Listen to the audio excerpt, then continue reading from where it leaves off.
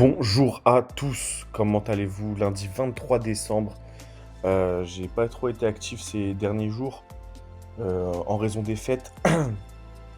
On le sera plus actif, forcément, dans une semaine là quand, les fêtes se seront passées. J'espère que vous allez bien. Tout d'abord, plein de choses à dire. Heu, Merci pour, vous être abonnés en fait, sur YouTube. On est plus de 120 maintenant. J'avais dit qu'à 100 personnes, on allait faire un petit concours. C'est chose faite. Je paye un compte financé FTMO à 10 000 $, enfin 10 000 € comme vous voulez, d'une valeur de 89 € si je dis pas d'une valeur d'une centaine d'euros à peu près, si je dis pas de bêtises. Voilà. Les conditions pour remporter, heu, ce compte, elles vont être sur le Instagram de Trading Wizard, sur mon Instagram. Il y aura une publication associée à tout ça. Cette publication, va falloir la liker, commenter, machin, machin, machin. Bref, tout sera sur Instagram. Je vous mets le lien sur Instagram en dessous, dans la description. Ça, c'est la première chose. La seconde chose, c'est, heu, c'est que, bah, du coup, on va analyser en fait, ce qui s'est passé. Parce que regardez, ce qui s'est passé, c'est quand même assez beau.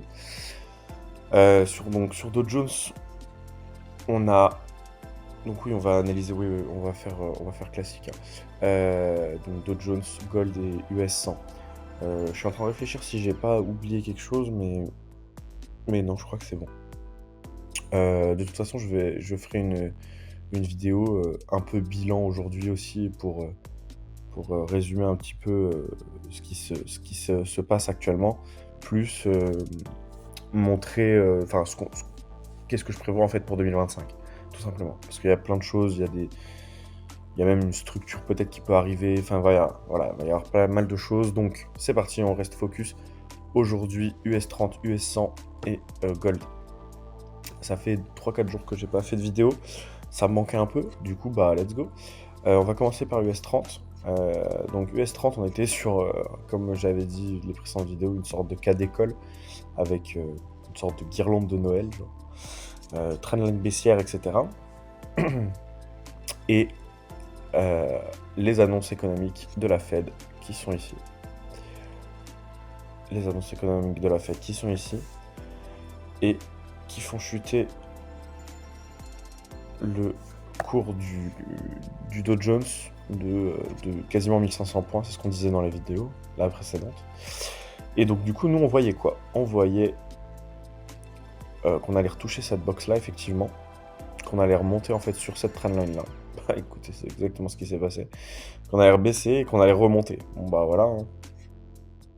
Qu'est-ce que vous voulez que je vous dise? Qu'est-ce que vous voulez que je vous dise? Ça, c'est un 100%, ça. C'est un 100%. Là, tu pouvais prendre un achat à partir d'ici, c'était parfait. Bel achat, belle montée qui rattrape un petit peu la perte de la dernière fois. La montée, elle fait combien? Elle fait 700, 800, 1100 points. Donc, c'est quand même sympa. Aujourd'hui, ce qu'on peut voir sur Dow Jones, parce que là, pendant les fêtes, les marchés vont pas être forcément ouverts. Euh, donc voilà. Pourquoi pas se réappuyer. Voilà, moi je vois des choses comme quoi ça peut monter. J'aimerais bien que ça monte du moins. Alors pourquoi je me base ici? C'est parce qu'on a des grosses box. On a une énorme box ici qui a été retestée plusieurs fois. Ici. Qu'on pourrait même étirer, mais après ça va déranger un petit peu, on va dire. Enfin, oui, ça va pas déranger mon graphique, mais ça va le surcharger un petit peu déjà qu'il est chargé. Mais voilà, grosso modo, c'est à peu près ça l'idée, hein. On voit une bougie de surachat, etc. pile dans notre box. Voilà, donc je pense qu'on peut aller chercher la liquidité ici. Et pourquoi pas remonter. Ok. On cherchera des achats donc, dans cette zone-là plutôt. Ok. On va passer au Nasdaq, par exemple.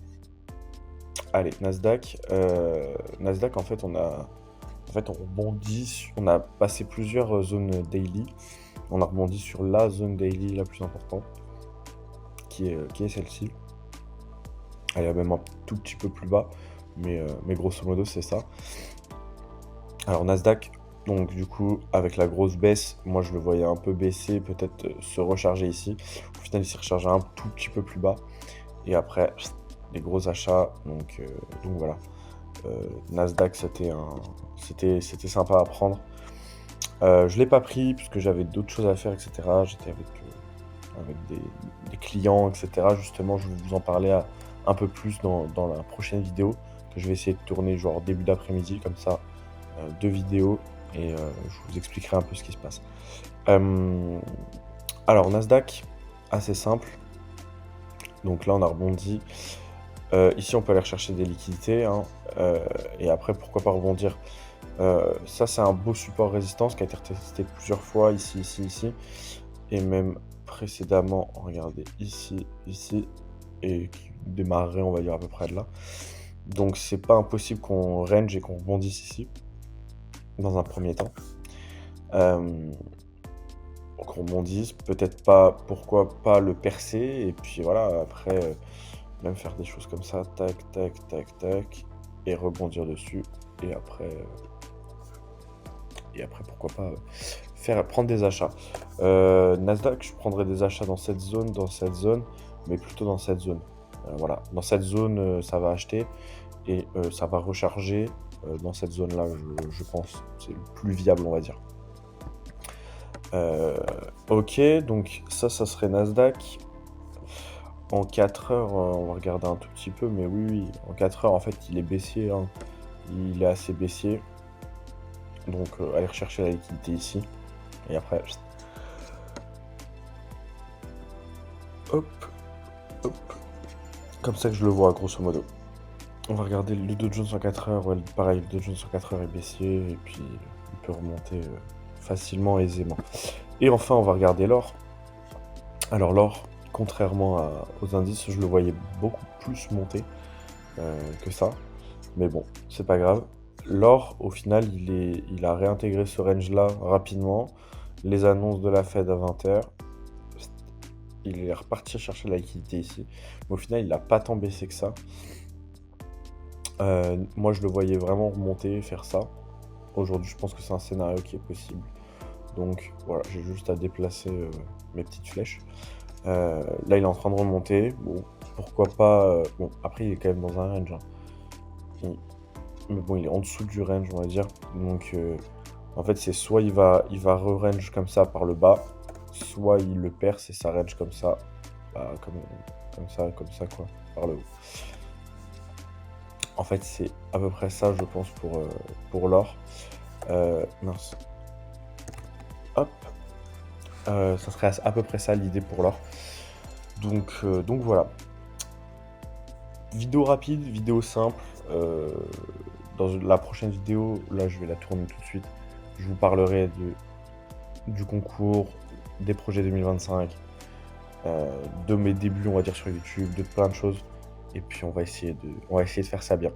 Voilà, bon courage à tous. Je crois qu'il n'y a pas de news, si je dis pas de bêtises. Je suis en train de le regarder là à côté. Non, il n'y a pas grand-chose. Ah si, il y a la confiance des consommateurs quand même, et de l'éducation de petites notes, mais bon ça ne nous impacte pas, mais c'est plutôt la confiance des consommateurs qui est à 16 heures. Donc pourquoi pas, bah, peut-être trader après 16 heures, le temps que le marché décante un peu, et puis voilà. Bon courage à tous sur les marchés et puis on verra si ce que j'ai raconté c'est pas des bêtises. Normalement demain c'est ouvert jusqu'à midi si je dis pas de bêtises, donc voilà, on va voir, on va attendre et puis, on tradera s'il faut trader, mais pas se précipiter. En tout cas, passez de bonnes fêtes et puis sinon on se retrouve, bah, début janvier je pense, pour les prochaines vidéos. Allez, ciao, ciao, bye.